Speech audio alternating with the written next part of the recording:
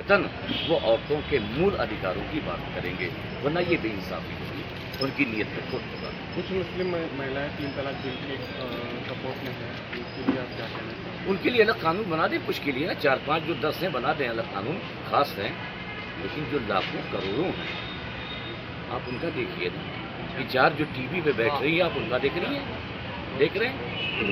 अब वो 4-5 जो आती हैं शबिस्ता जो क्या क्या आती है मोर्चा लेकर के, आप उनके लिए बना दीजिए, स्पेशल कानून बनाइए कि अगर इनके शौहर इनको तलाक देना चाहें, ये कभी नहीं निकल सकती, अपने शौहर ही के साथ हमेशा ज़िंदगी गुजारेंगी, मगर लाखों करोड़ों जो महिलाएं हैं इनके साथ वही कानून होगा जो शरई कानून है, जो मुसलमानों का पसंदीदा कानून है। शरीयत कानून के मुताबिक 3 तलाक के जो नियम है क्या है? हमारे वहाँ जो बेहतर तलाक ये है कि मर्द अपनी बीवी को अगर छोड़ना चाहे तो सबसे पहले तो ये है कि दोनों ख़ानदान के दोनों रिश्तेदार के लोगों को आपसी वो झगड़ा बताया जाए, उसका समाधान निकाला जाए। अगर वो नहीं निकलता तो उसके लिए ये है कि अपनी बीवी को 1 तलाक दे ताकि वो वापस आ सके। फिर उसके बाद अगर वो 1 महीने नहीं वापस आई तो दूसरा महीना इंतज़ार करे, फिर दूसरे महीने में अगर निबाह ना बन सका तो दूसरी तलाक दे, ऐसी तीसरे महीने में तीसरी तलाक दे। ये हमारे वहाँ तलाक देने का तरीक़ा है। तो हमें इसकी अवेयरनेस की ज़रूरत है आवाम में, ना कि हम उस कानून को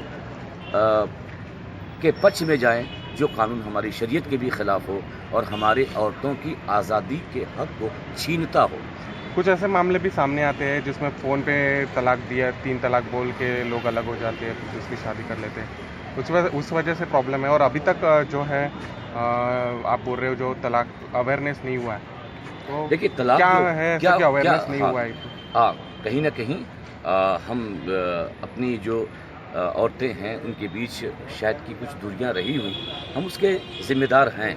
हम ये नहीं कहते कि हमने पूरे तौर पे अवेयरनेस पैदा की है, लेकिन अब जब आवाज़ उठ रही है तो हमारे लोगों को, और अब कर रहे हैं काम, आ रहे हैं, जा रहे हैं, अवेयरनेस पैदा कर रहे हैं, और यही अवेयरनेस का नतीजा है कि आप 2011 से लेकर के आप अब तक का वो पूरा बायोडाटा उठा लीजिए और ये देखिए कि हिंदुस्तान में मुसलमान कितने प्रतिशत उसने अपनी बीवी को तलाक दिया। ये हमारी बेदारी का नतीजा है कि जो तलाक का रेशो कम हुआ। Thank you.